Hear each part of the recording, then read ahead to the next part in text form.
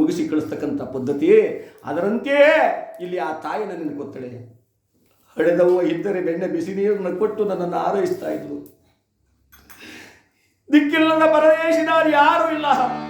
ಈ ನೋವನ್ನು ಯಾರೊಳಗೆ ಹೇಳ್ಕೊಳ್ಳಿ? ಪರಮಾತ್ಮ ಏಳುತ್ತಾ ಬೀಳುತ್ತಾ ಏಳುತ್ತಾ ಬೀಳುತ್ತಾ ಸಂಕಟ ಪಡ್ತಾ ಇದ್ದಾಳೆ. ಏಕೆಂದರೆ ನಮ್ಮ ಹಳ್ಳಿಗಾಡಿನಲ್ಲಿ ಒಂದು ಮಾತು ಹೇಳ್ತಾರೆ, ಹಡೆಯೋರ ಮುಖವ ಕುಡಿಯೋರ ಮುಖವ ನೋಡೋಕ್ಕಾಗಲ್ವಂತೆ. ಏಕೆಂದರೆ ಹಡೆವ ಸಂಕಟ, ಹಡೆವ ನೋವು, ಆ ದುಃಖ ದುಮ್ಮಾನ ಹಡೆದಂಥ ತಾಯಿಗಳಿಗೆ ಮಾತ್ರ ಗೊತ್ತಾಗುತ್ತೆ, ಬೇರೆಯವ್ರಿಗೆ ಅರ್ಥ ಆಗಲ್ಲ. ಕುಡಿಯೋ ಕಷ್ಟ ಕುಡಿಯೋರಿಗೆ ಗೊತ್ತು.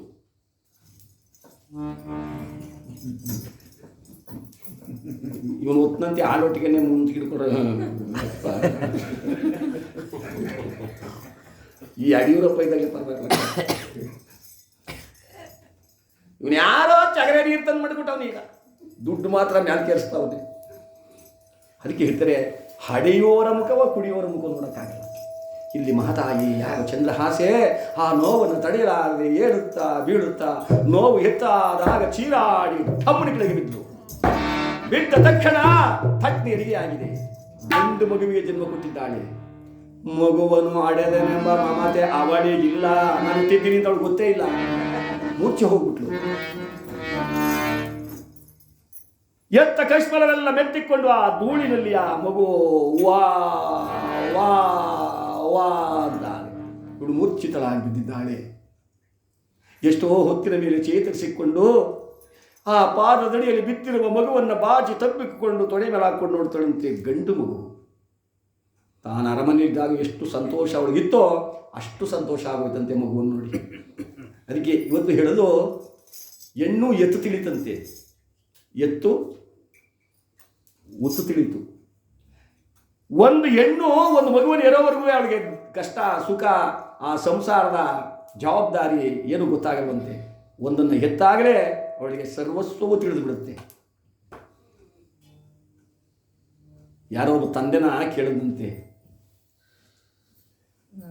ಒಂದು ಗಂಡು ಒಂದು ಹೆಣ್ಣು, ಮಗನಿಗೆ ಏನು ಮಾಡಿದ್ದೀಯಪ್ಪ? ನನ್ನ ಮಗನಿಗೆ 2 ಎಕರೆ ಆಸ್ತಿ ತಂದಿದ್ದೀನಿ, ಅಡಿಕೆ ತೋಟ ಅದೇ, ಒಂದು ಬೋರ್ ಹಾಕ್ಸಿದ್ದೀನಿ, ಒಂದು ಓಡ್ ಮನೆ ಕಟ್ಟಿದ್ದೀನಿ, ಬ್ಯಾಂಕ್ಗೆ ಸ್ವಲ್ಪ ದುಡ್ಡು ಇಟ್ಟಿದ್ದೀನಿ, ಒಳ್ಳೆ ಹೆಣ್ತನ ಮದುವೆನೂ ಮಾಡಿದ್ದೀನಿ. ಇನ್ನೇನು ಮಾಡಿಲ್ಲಪ್ಪ? ಮಗಳಿಗೇನು ಮಾಡಿದ್ದೀಯ? ನನ್ನ ಮಗಳಿಗೆ ಏನು ಮಾಡಬೇಕಯ್ಯ? ಅವಳೆಲ್ಲವನ್ನು ತಿಳ್ಕೊಂಡಿದ್ದಾಳೆ. ನನ್ನನ್ನು ತಿದ್ದಿ ಬುದ್ಧಿ ಹೇಳಿ ಸರಿದಾರಿಗೆ ತರುವಳು ಅವಳೇ. ನನ್ನ ಬಟ್ಟೆ ಕೊಳೆಯಾಗಿದ್ದಾಗ ನೋಡಿ, ಅಪ್ಪ ಯಾಕಪ್ಪ ಹಿಂಗಿದ್ಯಾ, ಮತ್ತು ಬಟ್ಟೆ ಬಿಚ್ಚಾಕು ಹೋಗ್ಕೊಡ್ತೀನಿ ಅಂತ ಹೇಳಿ ಅದನ್ನು ಶುದ್ಧಿ ಮಾಡ್ತಾಳೆ. ನಾನೇನಾದ್ರು ತಪ್ಪುದಾರಿಲಿಟ್ರೆ, ಅಪ್ಪ ಹಿಂಗೆ ಹೋಗ್ಬೇಡ ಹೀಗೆ ಹೋಗಬೇಕು ಅಂತ ಹೇಳ್ತಾಳೆ. ಅಮ್ಮ ನೀನು ಹಿಂಗೆಲ್ಲ ಮಾತಾಡಬೇಡ, ಸ್ವಲ್ಪ ಕಮ್ಮಿಯಾಗಿ ಮಾತಾಡು ಅಂತ ಹೇಳ್ತಾಳೆ. ಎಲ್ಲವನ್ನ ಅವಳು ಹೇಳಿ ನಡೆಸ್ತಾ ಇದ್ದಾಳೆ. ಅವಳು ನಾನು ಇನ್ನೇನು ಸಂಪಾದನೆ ಮಾಡಬೇಕು? ಅಲ್ಲ, ಎಂಥ ಮಾತಾಡಿದ್ದಾರೆ ನೋಡಿ.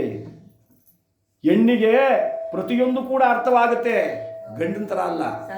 ಎಲ್ಲ ಅವಳು ತಿಳ್ಕೊಂಡಿದ್ದಾದ್ದೇ ಅಂದಮೇಲೆ ನಾನು ಅವಳಿಗೆ ಇನ್ನೇನು ಸಂಪಾದನೆ ಮಾಡಿಬಿಡಲಿ? ಅವಳು ಎಲ್ಲಿ ಹೋದರೂ ಅವಳ ಜೀವನವನ್ನು ಸಾಗಿಸ್ತಕ್ಕಂಥ ಶಕ್ತಿ ಅವಳಿಗೆ ಇದೆಯಪ್ಪ ಅಂತ ಹೇಳಿದಂತೆ. ಹಾಗೆ ಇಲ್ಲಿ ಹೆಣ್ಣಿನ ವಿಚಾರ ಬಂದಾಗ ತೊಡೆ ಮೇಲೆ ಹಾಕೊಂಡು ನೋಡ್ತಾಳೆ. ಗಂಡು ಮಗು ಆನಂದವಾಗ್ಬಿಡ್ತು, ಸಂತೋಷ ಪಡ್ತಾಳೆ. ಮತ್ತೆ ತಾನಿರುವ ಪರಿಸ್ಥಿತಿಗೆ ಮರುಗುತ್ತಾ, ಅಯ್ಯೋ ಮಗನೇ, ನೀನೇನಾದರೂ ರಾಜ್ಯದಲ್ಲಿದ್ದಾಗ ರಾಜನಿಗೆ ಗಂಡು ಮಗು ಜನಿಸಿತು ಅಂದರೆ 1000 ಜನ ಸಾಲಾಗಿ ಬಂದು ನಿಂತ್ಕೊಡ್ತಿದ್ರು. ಬಂಗಾರದ ತೊಟ್ಟಿಲಲ್ಲಿ ನಿನ್ನನ್ನು ಹಾಕಿ ಮಲಗಿಸಿ ಜೋಗುಳ ಹಾಡೋರ 10 ಜನ ಬರ್ತಾ ಇದ್ರು. ಪಾಪಿಯಾದ ನಿನಗೆ ಒಂದು ನಿಕಲು ಬಟ್ಟಿಗೂ ಗತಿ ಇಲ್ವಲ್ಲಪ್ಪ. ಯಾವ ಗಳಿಗೆ ನಿನ್ನ ಗರ್ಭದಲ್ಲಿ ಮೂಡಿಕೊಂಡಿಯೋ ಕಂದ ಎಂಬುರಾಗಿ ಕಣ್ಣೀರನ್ನು ಹರಿಸುತ್ತಾ ಬೆಳಗಾಗುವ ತನಕ ಕುಳಿತಿದ್ದಾಳೆ. ಧರ್ಮ ದೇವತೆ ಕಾವಲಾಗಿ ನಿಂತ್ಕೊಬಿಟ್ಟವು. ಈ ಮಗುವಿಗೂ ಈ ಬಾಣಂತಿಗೂ ಯಾವ ಪೀಡೆ ಪಿಶಾಚಿ ದುಷ್ಟಶಕ್ತಿ ಯಾವುದೂ ತಾಕಬಾರ್ದು. ಏಕೆಂದರೆ ಹಸಿಮೈನ ಬಾಣಂತಿಗೆ ಬೇಗ ಪ್ರವೇಶ ಮಾಡ್ತವೆ ದುಷ್ಟಶಕ್ತಿಗಳು. ಕಾಡಿನಲ್ಲಿ ಒಬ್ಬಳೇ ಇದ್ದರೂ ಕೂಡ ಆ ಧರ್ಮದೇವತೆ ಕಾಯ್ತಾ ಇದ್ದಾಳೆ. ಅಂದರೆ ನೀವೆಲ್ಲ ಕೇಳ್ಬೋದು, ಆ ಧರ್ಮದೇವತೆ ದೇವಸ್ಥಾನ ಎಲ್ಲಿದೆ ಅಂತ. ಎಲ್ಲರ ಮನೆಯಲ್ಲಿಯೂ, ಎಲ್ಲರ ಮನದಲ್ಲಿಯೂ, ಎಲ್ಲರ ಗ್ರಾಮದಲ್ಲಿಯೂ ಇದೆ ಅದು. ಧರ್ಮೇ ರಕ್ಷತಿ ರಕ್ಷತಃ. ದೇವಸ್ಥಾನ ಕಟ್ಟಬೇಕಾಗಿಲ್ಲ, ಅದಕ್ಕೆ ನಾವು ಮಾಡಿದ ಧರ್ಮವೇ ನಮ್ಮನ್ನ ಕಷ್ಟ ಕಾಲದಲ್ಲಿ ಕಾಪಾಡುತ್ತೆ. ಬೆಳಗಾಗುವ ತನಕ ಆ ಮಗುವನ್ನು ತೊಳೆಗಳ ಹಾಕಿಕೊಂಡು ಕುಳಿತಿದ್ದಾಳೆ. ಬೆಳಗಾಯಿತು, ಹಸಿಮೈನ ಬಾಣಂತಿ ಬುದ್ಧಿ ಭ್ರಮಣೆ ಆಗ್ಬಿಡ್ತು. ಮಗುವನ್ನು ನೋಡುತ್ತಲೇ ಮಲಗಿಸುವುದಕ್ಕೆ ತೊಟ್ಟಿಲಿಲ್ಲ. ಹುಟ್ಟ ಸೀರೆಯನರ್ಧ ಅರಿದಳೋ ಶಿವನೇ, ಅಯ್ಯೋ ಹುಟ್ಟ ಸೀರೆನ ಅರ್ಧ ಸೀರೆಯನ್ನು ತಾನು ಸುತ್ತಕೊಂಡು ಇನ್ನು ಅರ್ಧ ಸೀರೆ ಜೋಳಿಗೆ ಕಟ್ಟಿಕೊಂಡು ಆ ಜೋಳಿಗೆಲ್ಲ ಮಗುವನ್ನು ಹಾಕಿಕೊಟ್ಲು. ಎತ್ತ ಕಶ್ಮಲವೆಲ್ಲ ಮೆತ್ತಿಕೊಂಡಿದೆ, ನೊಣ ಸೊಳ್ಳೆಗಳು ಜೀ ಅಂತ ಬರ್ತಾ ಇವೆ. ಬುದ್ಧಿ ಭ್ರಮಣೆಯಾಗಿ ಎದುರಿಗಿದ್ದ ವೃಕ್ಷಗಳನ್ನ ಮೃಗ ಪಕ್ಷಿಗಳನ್ನು ಕೇಳ್ತಾಳೆ, ನನ್ನ ಕಾಂತನನ್ನು ಕಂಡ್ರ. ಜಲ ತರುತ್ತೇನೆಂದು ಹೋದವರೆಲ್ಲ ಬರಲಿಲ್ಲ, ನೀವೇನಾದ್ರೂ ನೋಡಿದ್ರ? ಗಿಡ ಮರ ಬಳ್ಳಿಗಳೇ ಕಾಡಿನ ಪಕ್ಷಿಗಳೇ ಮಡಾರಿಯ ಮೃಗಗಳೇ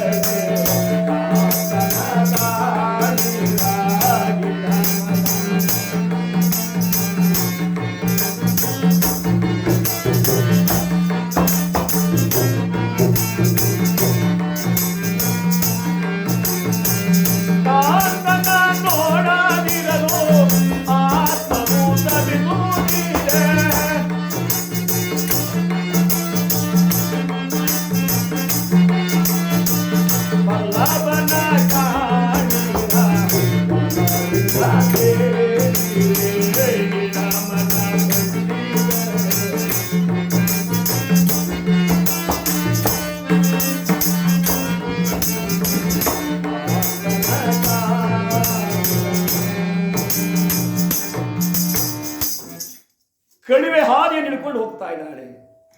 ಕಣಿವೆ ಹಾದಿ ಅಂದರೆ ಈ ಕಾಡಿನಲ್ಲಿ ಸಣ್ಣ ಸಣ್ಣ ಹಾದಿಗಳಿರ್ತಾವಲ್ಲ, ಅಂಥವಕ್ಕೆ ಕಣಿವೆ ಹಾದಿ ಅಂತಾರೆ. ಆ ಕಣಿವೆ ಹಾದಿಯಲ್ಲಿ ತಾನು ಹೋಗ್ತಾ ಇದೆ. ಅಲ್ಲೊಬ್ಬ ಕಳ್ಳಗರುಮ ಎಲ್ಲಯ್ಯ, ಮಹಾಕಳ್ಳ, 8 ಗಂಟೆ ಇಬ್ಬರೇ ಒಂದು ಗುಡಿಸ್ಲಾಕೊಂಡು ಆ ಕಾಡಿನಲ್ಲಿ ಸೇರಿಕೊಂಡು ಒಂದು ನಿರ್ಜನವಾದ ಪ್ರದೇಶ. ಯಾರಾದರೂ ದಾರಿ ಹೋಕರಲ್ಲಿ ಬಂದರೆ ಅವ್ರು ಬುರುಡೆ ಹೊಡೆಯೋದು, ಇರ್ತಕ್ಕಂಥ ಚಿನ್ನವನ್ನು ಬೆಳ್ಳಿನೋ ಒಡವೆನೋ ಏನೋ ಕಿತ್ಕೊಂಡು ಜೀವನ ಮಾಡೋದು ಅವನ ಕರ್ತವ್ಯ. ಅದರಂತೆಯೇ ಹೆಂಡತಿಗೆ ಹೇಳ್ದ, ಎಲ್ಲಿ? ಅವಳ ಹೆಸರು ಎಲ್ಲಿ, ಇವನ ಹೆಸರು ಎಲ್ಲಯ್ಯ. ಏನ್ರಿ ಅದು? ಬಾರೆ ಇಲ್ಲಿ.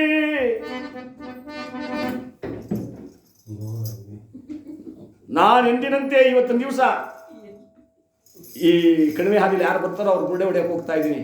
ಎಲ್ಲಿ ಕೊಡು ಮಚ್ಚ? ಆ ಹರಿತವಾದ ಮಚ್ಚಗತ್ತಿಯನ್ನು ತಗೊಂಡು ಆ ಸೊಪ್ಪಿನ ಪೊದೆಯಲ್ಲಿ ಕಾಯ್ಕೊಂಡು ಕುಂತವನು ಯಾರು ಬರ್ತಾರೆ ನೋಡಬೇಕು ಅಂತ. ದೂರದಲ್ಲಿ ಬರ್ತಾ ಇದ್ದಾಳೆ ಈ ಚಂದ್ರಹಾಸೆ ಮಡಿಲಲ್ಲಿ ಮಗುವನ್ನು ಕಟ್ಟಿಕೊಂಡು. ಪ್ರಾಣೇಶ್ವರ, ಪ್ರಾಣಕಾಂತ, ಎಲ್ಲಿದ್ದೀರಾ? ಯಾವ ಕಡೆ ಹೋದ್ರಿ? ಏನಾದ್ರಿ? ಯಾವ ಮೃಗಗಳಾದ್ರೂ ನಿಮ್ಮನ್ನು ಬಾಯಲ್ಲಿ ಹಾಕಿಬಿಟ್ವೆ? ನನ್ನ ಬಾಳಿಗೆ ಮಸಿಯನ್ನು ಬೆಳೆದ್ಬಿಟ್ಟು ಹೊರಟೋದ್ರ. ದುಃಖದಿಂದ ಹೋಗ್ತಾ ಅವಳೆ. ದೂರದಿಂದ ನೋಡ್ಬಿಟ್ಟ ಎಲ್ಲಯ್ಯ, ಯಾರೋ ಬರ್ತಾವ್ರೆ. ಅವಳನ್ನು ನೋಡಿದ ತಕ್ಷಣ ಅವನ ಮನಸ್ಸು ಕರಗೋಗ್ಬಿಡ್ತು. ಅಯ್ಯಯ್ಯೋ, ಮಡ್ಲಲ್ಲಿ ಏನೋ ಕಟ್ಕೊಂಡಿದ್ದಾಳೆ ಮಗುವಿನಂಗನೆ. ಇವಳನ್ನ ಮುಖ ನೋಡಿದ್ರೆ ಯಾಕೋ ನನಗೆ ತಂಗಿ ಎಂಬ ಭಾವನೆ ಬರುತ್ತಾ ಇದೆ.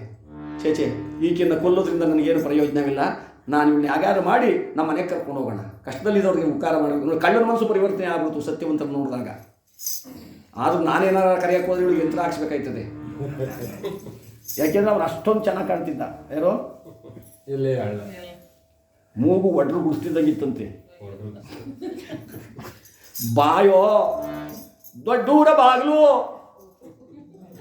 ತಲೆನೋ ಉಬ್ಳು ಮಂಕರಿ ಇದ್ದಂಗಿತ್ತಂತೆ. ಅವ್ನು ಹುಟ್ಟಿದಾಗ ತಾಯಿ ಭಾಷಣಿಗೆ ಕೆರೆದಿದ್ದೋ ಏನೋ ಅವನಿಗೆ. ವಿಕಾರವಾದ ರೂಪು.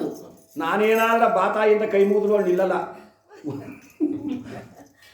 ಹೆಂಗನ ಮಾಡಿ ನಾನು ಹೆಂಡ್ತಿನೇ ಕರಿತೀನಿ ಅಂತ ಹೇಳಿ, ಎಲ್ಲಿ ಎತ್ತಗೊಲ್ಲೋ ಏನೋ ನೀನು ನಾಲ್ಗೆ ನಚ್ಚಿನ ಮುತ್ತ ಅಂದವಳು. ಕೆಲವರು ಹಂಗೆಯ. ಬಾರೇ ಇಲ್ಲಿ ಅವಳಲ್ಲಿ ಯಾರು ಮಹಾತಾಯಿ ಬರ್ತಾ ಇದ್ದಾಳೆ, ಯಾಗಾದ್ರೂ ಮಾಡಿ ಅವಳನ್ನು ಒಡಂಬಡಿಸಿ ಕರ್ಕೊಂಬ ಇಲ್ಲಿಗೆ.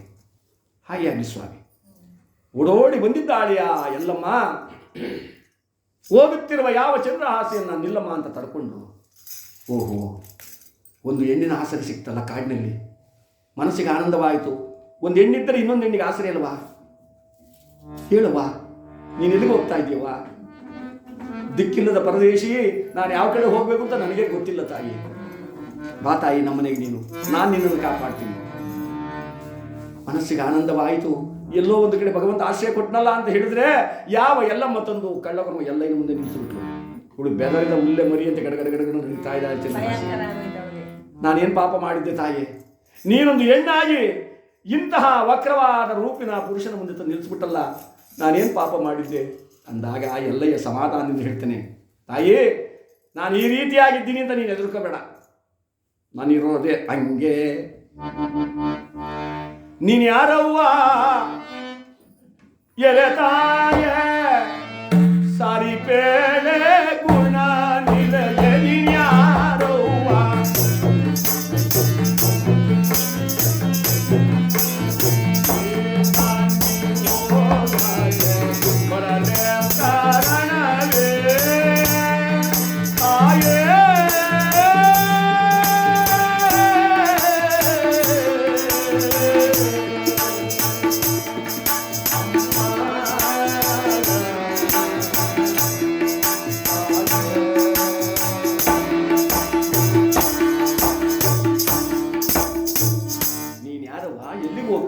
ನಿನ್ನ ಹೆಸರೇನು? ಇನಿಯರಿಲ್ಲವೇ ನಿನಗೆ ಪತಿ ಇಲ್ಲವಲ್ವಾ? ಏನ್ ತಾಯಿ ನಿನ್ನ ಸಮಾಚಾರ? ಹೇಳಮ್ಮ, ಮಾತನಾಡು.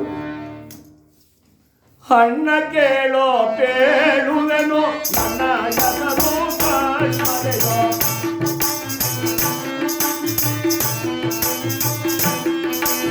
ನನ್ನ ಊರು ದೂರ ದೇಶ, ನನ್ನ ಊರು ನನ್ನ ಪ್ರಾಣೇಶ, ಅಣ್ಣಯ್ಯ ಅಣ್ಣ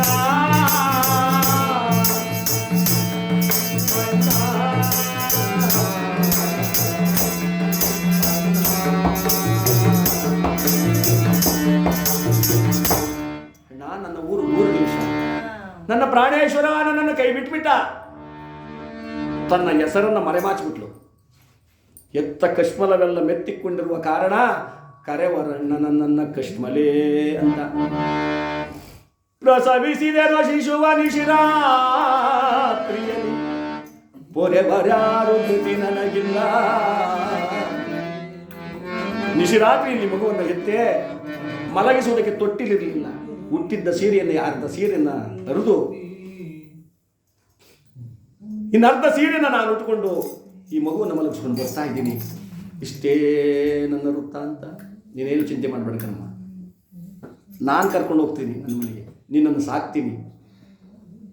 ನೀನೇನು ಯೋಚನೆ ಮಾಡಬೇಡ, ಒಬ್ಬಳು ತಂಗಿ ಅಂತ ಕರ್ಕೊಂಡು ಹೋಗ್ತೀನಿ. ಈ ಮಗುವನ್ನೇ ನನ್ನ ಮೊಮ್ಮಗ ಅಂತ ಸಾಕ್ತೀನಿ. ಬಾರಮ್ಮ, ನನ್ನ ವಿಜ್ಞಾಪನೆಗಳು ಏನಮ್ಮ? ಪರಮನೆಗೆ ಹೋಗೋಳಲ್ಲ, ಪರರಾಸೆರು ಮಾಡಲ್ಲ.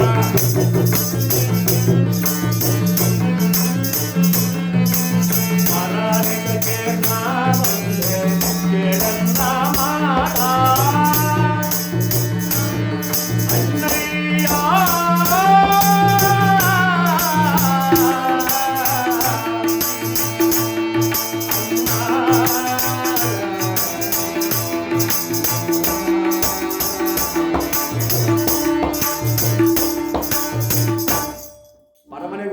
ಹೋಗ್ತಕ್ಕಂಥವಳಲ್ಲ ಅಣ್ಣ, ಪರರ ಸೇರ್ಕೊಂಡು ನಾನು ಸೇರ್ತಕ್ಕಂಥವಳಲ್ಲ, ಪರರ ಹಿತಕ್ಕಾಗಿ ನೀನು ದುಡಿದು ನಾನು ದುಡಿತಕ್ಕಂಥವಳಲ್ಲ.